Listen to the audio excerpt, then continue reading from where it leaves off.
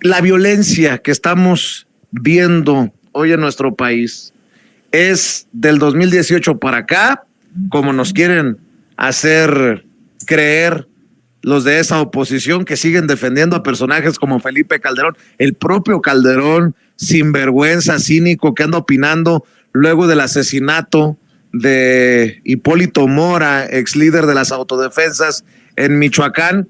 Pero bueno, solo tal vez esa es una de las razones por las que odian tanto la mañanera.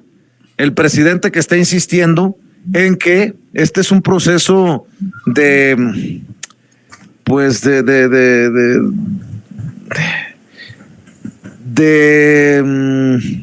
degeneración en ciertos sectores de la sociedad mexicana que nos lleva a tener estos altos índices de violencia, pero no es de la noche a la mañana, no es del 2018 para acá. Entiendo que en la oposición le quieran echar la culpa al presidente Andrés Manuel López Obrador de lo que está ocurriendo, por ejemplo, en Michoacán o en Guanajuato, en donde está la senadora.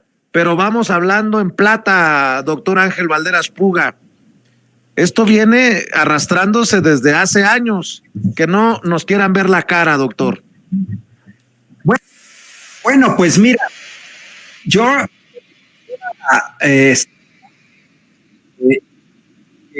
creo que me está sonando algo, ok, ya. Mira, yo quisiera decir algo un poquito de lo que estaba comentando Antares en el caso de la misoginia. Yo creo que la gente que no conoce la historia está muy atrasada. Oigan, todos vimos a una señora, Angela Merkel, gobernando 16 años Alemania. Más antes vimos a la famosa dama de hierro, donde se abre todo este espacio neoliberal, Margaret Thatcher, gobernando el Reino Unido. Hace poco, antes de Rishi Sunak y de Boris Johnson, por allá apareció Liz Truss como primera ministra en el Reino Unido. Hoy Italia es gobernada por una mujer, Giorgia Meloni. Hillary Clinton le ganó las elecciones a Donald Trump.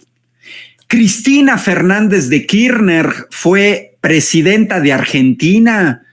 Violeta Barrios de Chamorro fue presidenta de Nicaragua entre 1990 y 1997. Mireya Moscoso gobernó Panamá. Laura Chinchilla fue presidenta de Costa Rica. Michelle Bachelet gobernó Chile durante 2 periodos. Dilma Rousseff defenestrada gobernó Brasil entre 2011 y 2016. Y todavía hubo un cachito con María Estela Martínez de Perón, que gobernó en Argentina. Pocos recuerdan a Lidia Güeller Tejada, que gobernó Bolivia.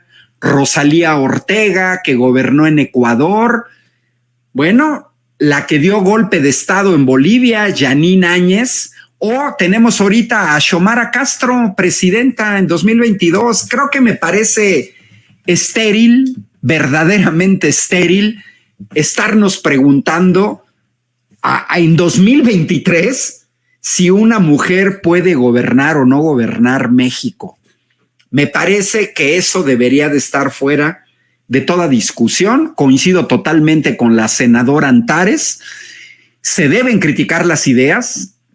No por ser mujer vamos a dejar de criticar la política salvaje que implementó en el Reino Unido Margaret Thatcher con Ronald Reagan, que es donde inicia el neoliberalismo, la destrucción del sector minero, por ejemplo, en el Reino Unido.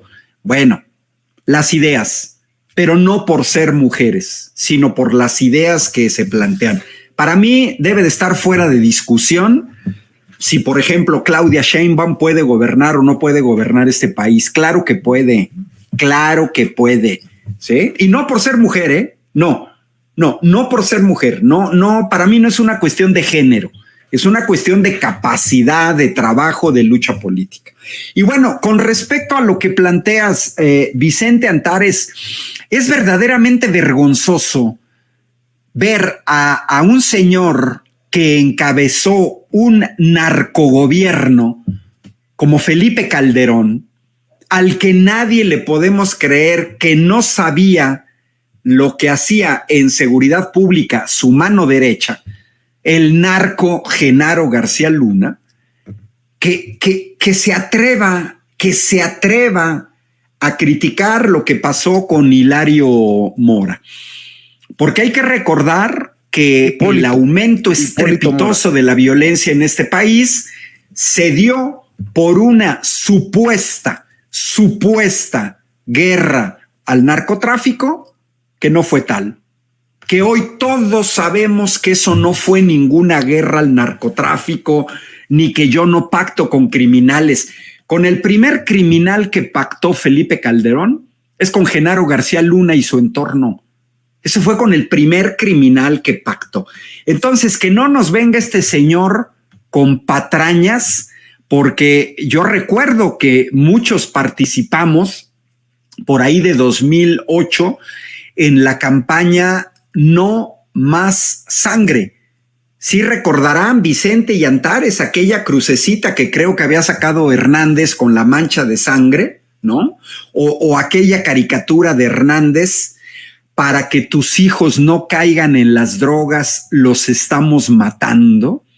Aquellos dos estudiantes de excelencia, egresados del Tecnológico de Saltillo, que uno estaba haciendo una maestría y otro un doctorado en el TEC de Monterrey, y que fueron asesinados en 2010 al interior del TEC de Monterrey, que se decomisaron las cámaras del TEC de Monterrey, que se les pusieron fusiles a estos dos jóvenes que venían trabajando en proyectos de autos solares, y que el país se llenó de historias como este tipo, que hoy sabemos, hoy estamos seguros que no fue una guerra contra el narcotráfico. Al contrario, que el gobierno de Felipe Calderón tomó partido y simplemente fueron unos delincuentes contra otros delincuentes.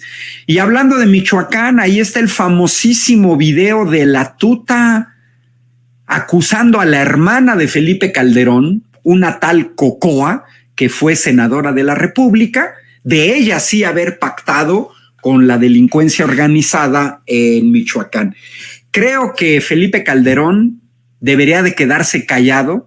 Es un cínico del tamaño del mundo, encabezó un narcogobierno, es el menos indicado para hablar de la violencia en este país, porque ese señor le debe una disculpa a decenas de miles de personas que perdieron familiares con una violencia inusitada, simplemente para justificar el fraude electoral que este delincuente electoral cometió en 2006. Porque todos recordamos que en 2006 Felipe Calderón no podía salir a la calle porque le gritábamos, bueno, a mí nunca me tocó verlo, pero a gente le gritaban espurio, porque se había robado las elecciones en 2006. El fraude electoral más documentado de la historia. Ni siquiera el fraude de Salinas en 1988 quedó tan documentado como el de 2006, gracias a las redes sociales, gracias a programas informáticos, gracias a capturas de pantallas del PREP, etcétera, ¿no? Entonces, creo que es verdaderamente vergonzoso. Habría que tener un emoji grandote de ese que está vomitando algo verde cada vez que Felipe Calderón habla sobre la violencia en este país. Él y los panistas deberían de quedarse callados. Bueno, en la última ronda, si me permiten preguntarle sus opiniones, el pueblo de México decidirá a su próximo presidente. Dice que